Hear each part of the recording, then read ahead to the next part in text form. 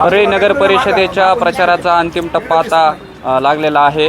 आपण आपल्यासोबत आहेत शरदचंद्र पवार पक्षाचे राष्ट्रवादी गटाचे दीपक नाना देशमुख आहेत नेते। त्यांच्याकडून जाणून घेणार नाना, अंतिम टप्पा प्रचाराचा येत आहे, काय प्रतिक्रिया असणार आहे?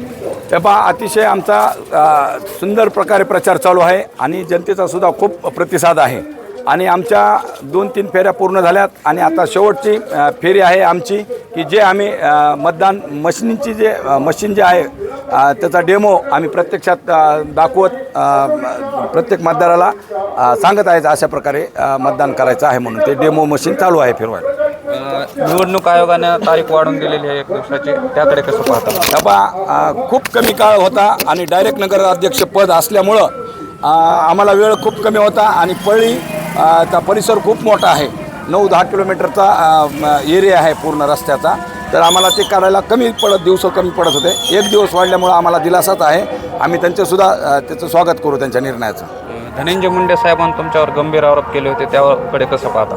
तेव्हा त्यांचा आरोप करायला त्यांनी आम्ही जे प्रश्न विचारलेत त्याचं उत्तर द्यावं आधी। आरोप आमचे वैयक्तिक आहेत, मला पैसे पुरवले असले तर माझ्याकडून त्यांनी पुरावा द्यावा आणि माझ्याकडून वापस घेऊन जावा एक, नाही तर दुसरा विषय असा आहे की आम्ही परळीकर जनता आणि नगरसेवक पदाचं इलेक्शन आहे, नगराध्यक्ष पदाचं इलेक्शन आहे।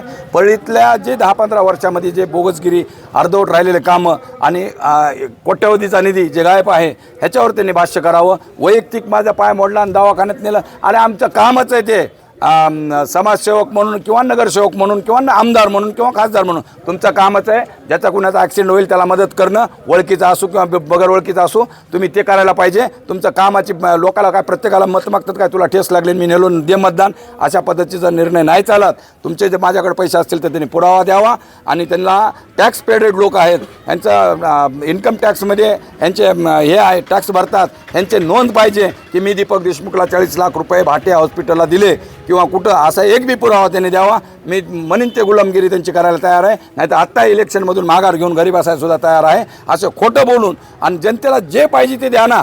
मी तुमच्या विरोधात उभा नाही आहे, तुम्हाला काम केलं, तुमच्या निवडून येऊस तर आम्ही तुमच्यासोबत होतो, लोकसभेला काम केलं।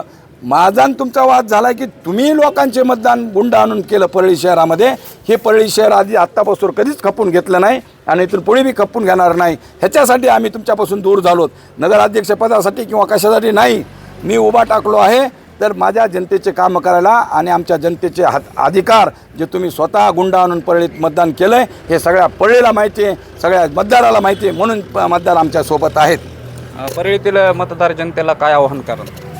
जनतेला आव्हान करायचे नाही, परळीच्या जनतेनंच मला आव्हान केलं की नाना तुम्ही उभा टाका, कुठल्याही परिस्थितीत आम्ही तुम्हाला निवडून देऊ। कारण हे परळीत होत असलेला अत्याचार आणि हजारो कोटीचा निधी जे गडप झालेला आहे, अर्धवट अवस्थेत काम आहे, 24 तास 7 दिवस ही योजना पाणी पुरवठ्याची 15 वर्ष झालं आज बी रखडलेले आहे आणि 2 दिवसाला पाणी येत होतं, आता 10 दिवसाला पाणी येत आहे। आम्ही आव्हान हेच करणार आहेत परळीच्या जनतेला की आम्ही जास्त मोठ्याले काही स्वप्न दाखवणार नाहीत, पाणी आणि स्वच्छता आणि लाईट ह्याच्यावर आम्ही जास्त भर देऊन जनतेचं आरोग्य, नागरिकांचं आरोग्य ह्याची जास्तीत जास्त आम्ही काळजी घेण्यासाठी आम्ही बाहेर निघालेलो आहोत। यांचं म्हणणं आहे की धनंजय मुंडे साहेबांनी माझ्यावर जे आरोप केले आहेत त्याचे पुरावे द्यावे, त्यासाठी मी तयार आहे।